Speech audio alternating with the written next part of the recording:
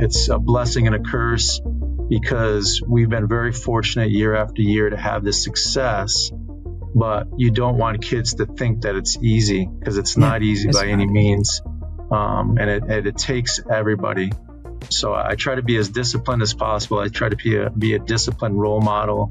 We practice every morning at 6 a.m. So the kids are doing 2-a-days all year long. But I think that's a big piece of our program, and the kids buy completely in. The parents have to buy in because, to be quite honest, as a 9th and 10th grader, you're not driving to school in that morning. This is the Leave It Better podcast, powered by the Side Out Foundation. Here's your host, Hall of Fame coach, Janice Kruger. Welcome to the show today. My guest on the Leave It Better podcast is Tim Guernsey. He is the head volleyball coach at RHAM High School. He's also a teacher there. I think you might be going into your 24th year. Yes, 24. Tim, he began with this volleyball program in its very beginnings in 2002 when you didn't even have a volleyball court, I think, at your school. You've been state champion, I think, 10 times, if I counted it correctly. Yep. You're a Connecticut Hall of Fame coach in 2021, I think. You are a part of Connecticut Velocity Volleyball Club, or have been at some point in time. I was, yep. Yeah. Because of COVID, that went away. Yeah. And you were also a baseball pitcher, is where this great arm swing teaching comes from, I'm guessing. And you host, in my opinion, you have a great volleyball program. The success is, and the teaching and the lessons that are learned by your kids are tremendous. But you're also one of the schools that I am so proud of with what you do with your successful volleyball program. And then also your hosting of Dig Pink campaigns with the Side Out Foundation. And I notice here, you've been with us from the very beginning, Tim, from our very first time. How'd you get connected? Why did you connect with the Side Out Foundation? Do you remember back that far? Yep. So I've been very fortunate to have awesome parents that buy into what this program is doing, that are extremely involved in trying to get the girls outside of the court, outside of the gymnasium, to have an impact, in a bigger scheme of things. So Teresa Smolinski, she had 2 daughters, and she approached me about doing this, thought it would be a great idea.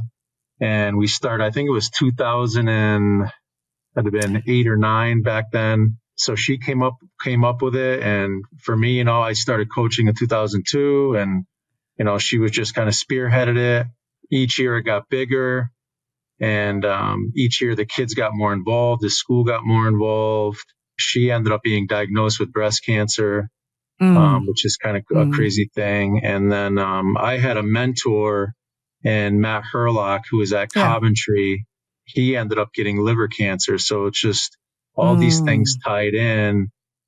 We had teachers over the year with different cancers. So we just felt like it was a positive thing to do. It brought the community together, and the girls love to get involved in it because it is for a great cause. And it's just continuing to get bigger and bigger.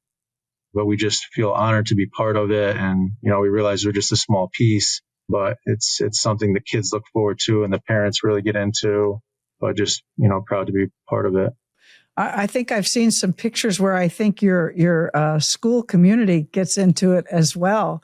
And those photos of the stands being filled with guys dressed in pink, and the whole group is truly a celebration and an honoring of the event.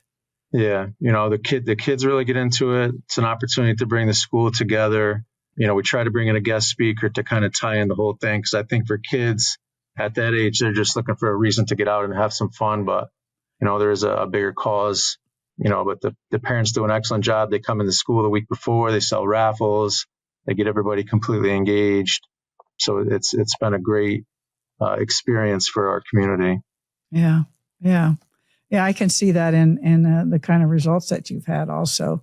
I remember Jen Tyler is still there, right? I Yes. remember talking with her. I think she's a teacher there as well. And does she still have a daughter in the program? So her oldest daughter will be a senior this year, and then her youngest daughter will just tried out will be a freshman. So she'll be around. Is she for the going to next make 4 the team, years. Tim? She did make the team. Yep. Okay. Good Yep. news if you didn't know. Yeah.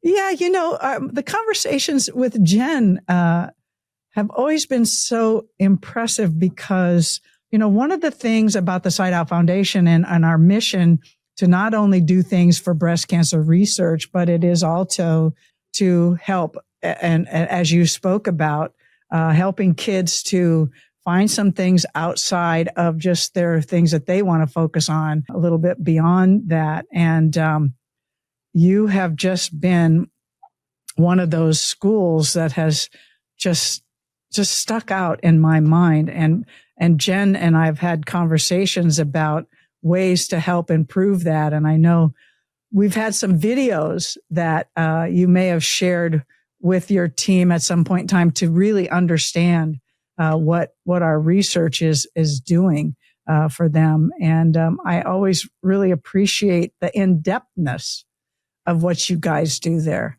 with this. In my research of you, you're a heck of a volleyball coach on top of a good soul.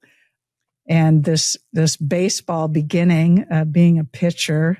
And I was thinking, yeah, that has to help him in teaching arm swing. Does it help you in teaching arm swing? I talk a lot about maintenance of shoulder and stuff like that. Right. As a pitcher, you have to take care of your shoulder. And I feel like a lot of injuries are shoulder related in volleyball. So we do a lot of maintenance stuff and, just trying to keep everybody healthy because, to be honest, with the low numbers, you have to make sure everybody stays healthy. Yeah. Yeah. That's, those kinds of things used to always be something I really enjoyed doing is that, calculation of all the parts and pieces that are involved in winning championships, which you have done quite often.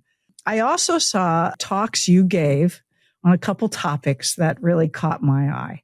Yeah. One of those, of course, starting the volleyball program there at RHAM, building a program from the ground up. Now, you definitely have some experience at that. Yeah. We talk a lot about complacency.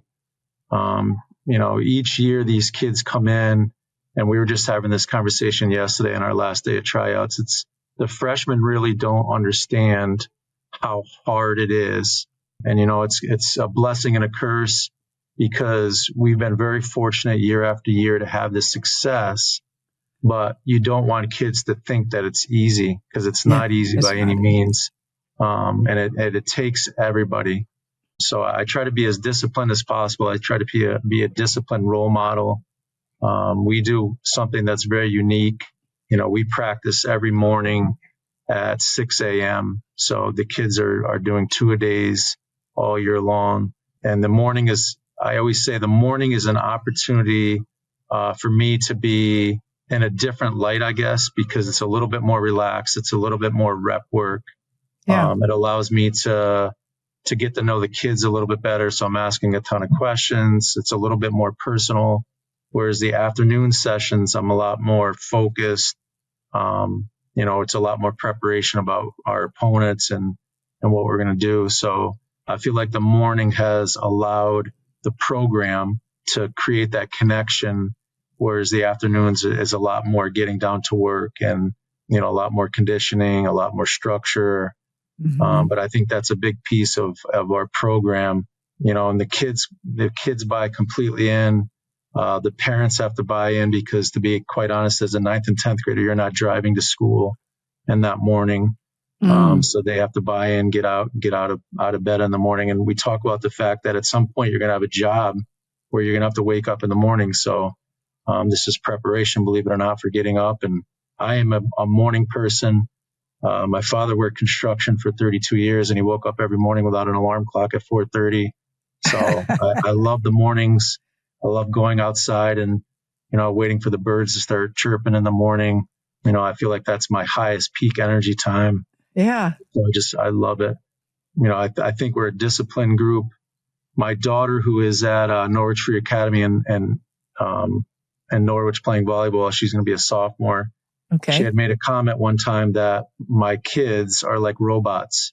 And I felt that was a compliment because, we're really disciplined. We take what we do very serious. Everybody knows their job and their responsibility, but it's something that I do not take for granted by any means. We talk about that piece of continuing to work every day and outworking everyone and, the kids buy in. So I feel fortunate to be part of it. I have great kids. It's a great community. Yeah. So I'm a bit of a morning person myself. And it's like I get up and it's like, new day. I woke up. That's right. Get going.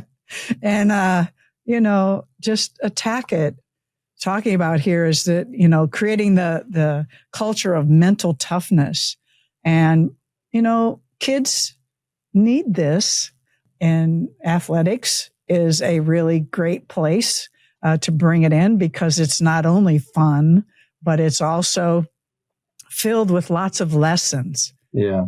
So when you're talking about that, creating the mental toughness, which has become even more of a topic of concern for kids these days. Yeah. Yeah. I think I read a lot because I'm a science person. I teach PE. I think about the human body a lot. This is kind of a little off topic, but you hear about these hikers that get stranded in the mountains and stuck under a boulder, and they, figure out a way to, as brutal as it is, to saw off their arm, and they walk, all this time. It's like you have no idea how capable our body is. Yeah. And I truly believe that women in general are tougher physically than males, which is why they probably birthed children. Not an easy job. No, not at all. So I feel like I want these young females to understand just how strong they can be, first and foremost physically, because I don't think they get enough credit. And then that mental piece, it's like pressure, which people talk about a lot of times, is what you put on yourself. So I think mentally, as we grow up, there's certain things that we put on ourselves by the way we're raised and the way our parents raise us. But I want them to understand that volleyball, more than anything, is very task driven. Yeah. It's not like other sports where and basketball, you're moving up and down and banging into people. You only have to worry about one side of the court. And that side of the court is with your sisters and teammates. Yeah. So you're working together to keep that ball off the floor as a group. You're not by yourself. You're not, banging into people and coming off screens and all these other things. So we talk a lot about, the responsibility of where I am on the floor, that next ball all the time. I read a book written by Bobby Knight. I don't know if this is good or bad. It's the Power of Negative Thinking. And one of the things he talks about is if you constantly prepare for that negative outcome, you're always going to be prepared. So we prepare for every negative outcome so that we're completely prepared, even though it's very difficult because it's not a closed task sport.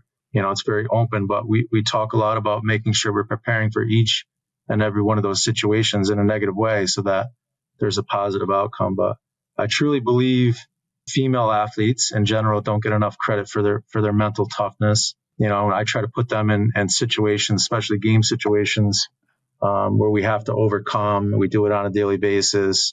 I learned way back when a military jumping jack, 1, 2, 3, 1 as a group. So we do that we're actually going to do it tomorrow.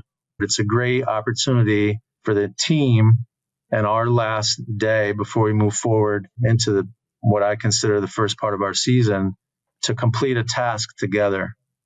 So we do a lot of things together to kind of bond. Yeah. They say that guys need to battle in order to bond and girls need to bond in order to battle. So we do a lot of things like that to just bring us together as a group, a cohesive group.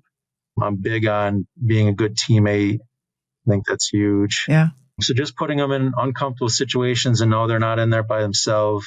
To understand pressure is what you put on yourself, Teaching, I believe, is one of the best professions to be involved in because you get to mold, you get to help, you get to see what's happening fairly quickly because they're so young and things do turn.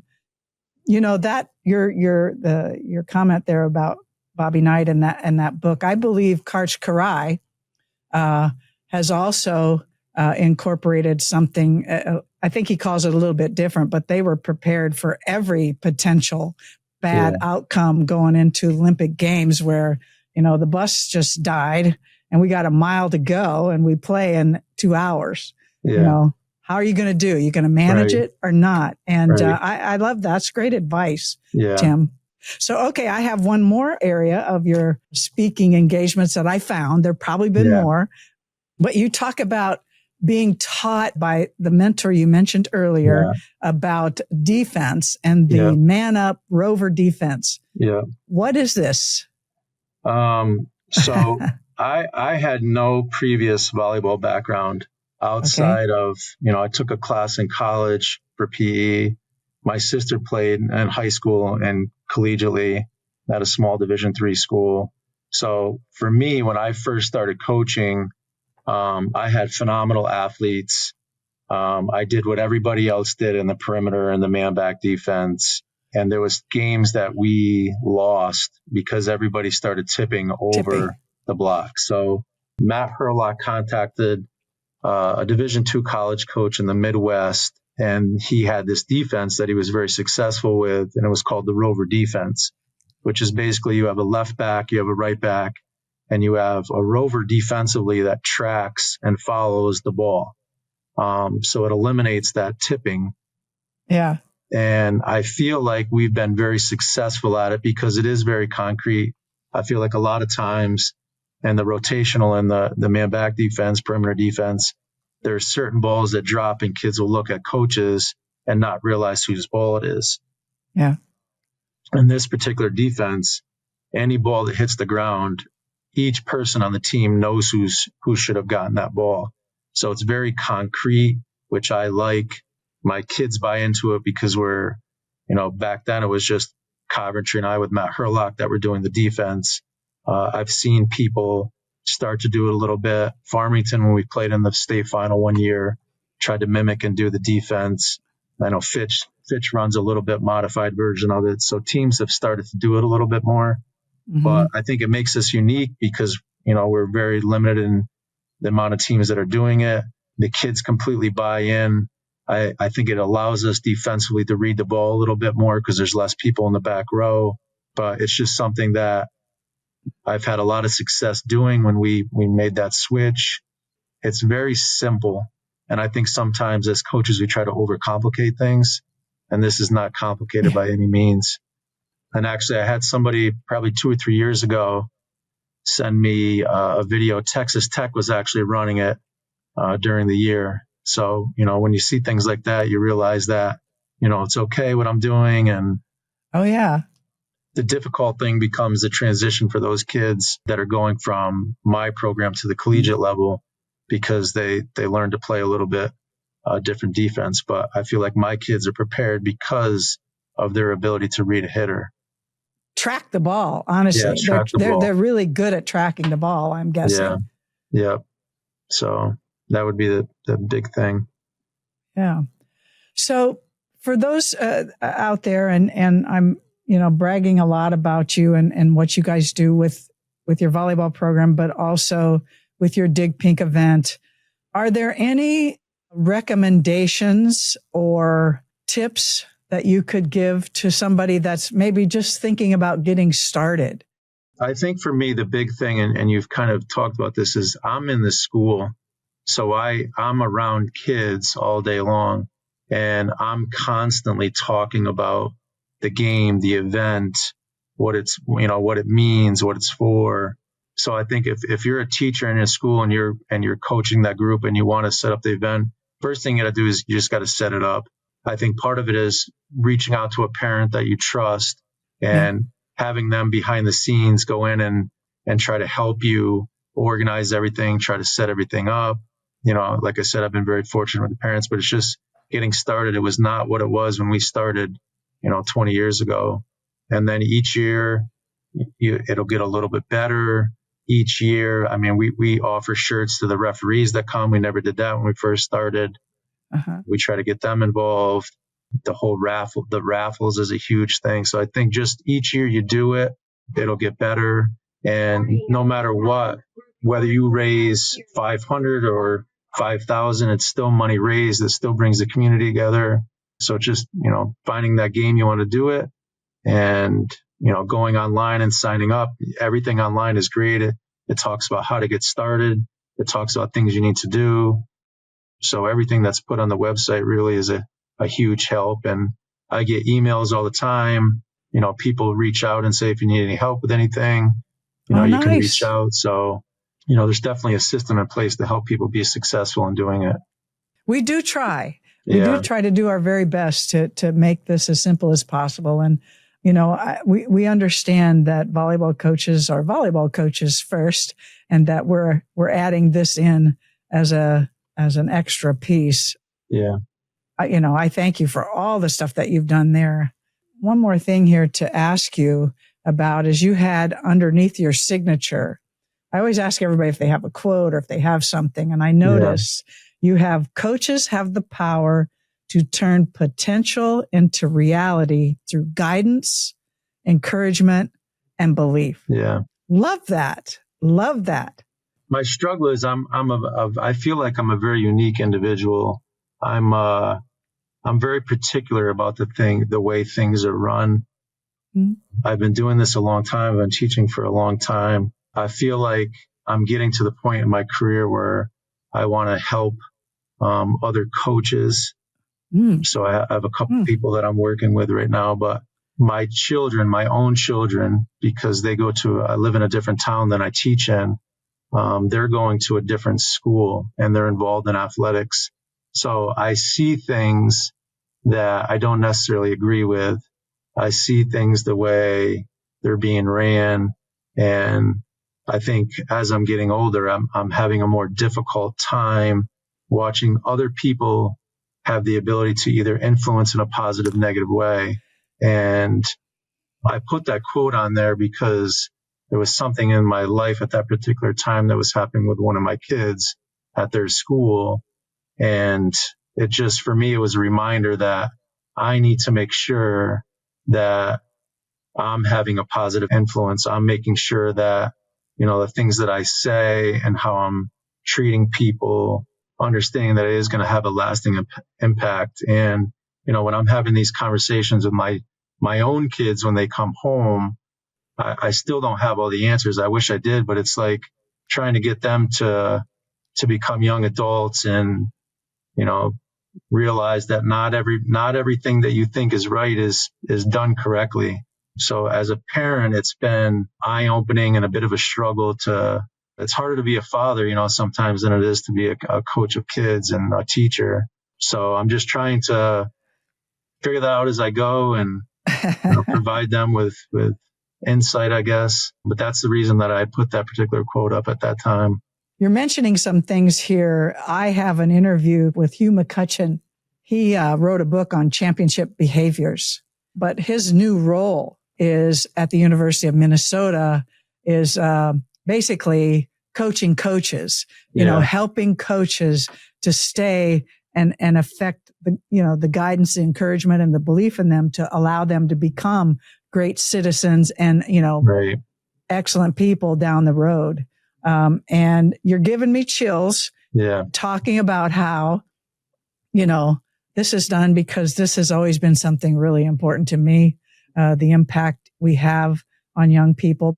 I'm not sure if you knew this, but our program here at RHAM was added due to Title IX because they had added football. So just to think back then, it was a predominantly soccer place, and they added football and volleyball got added, and just, what a life changer for all these girls that wouldn't have had that opportunity because of administration bringing that in. But, I appreciate everything. I know how fortunate I am to be part of this community, and I wish everybody luck. And like we had said before, if you're interested in doing it, take the risk. It's well worth it, regardless of, what you make or don't make. It's just a great opportunity. It's for a great cause and an opportunity to bring the community together. So I would encourage anybody to give it a try. Yeah. Well, thank you, Tim. I really appreciate. Yes, absolutely. I feel like we could have these weekly meetings and we could do some more education in terms of coaching, and your knowledge base is pretty impressive. But I wish you the best of luck this season. Thank you. If there's anything we can do down here in Fairfax, Virginia, to help you in any way with your Dig Pink event, we would love to hear from you. And I wish you the best of luck. Thank you so much. Thank you for listening. Please share your feedback with us at side-out.org.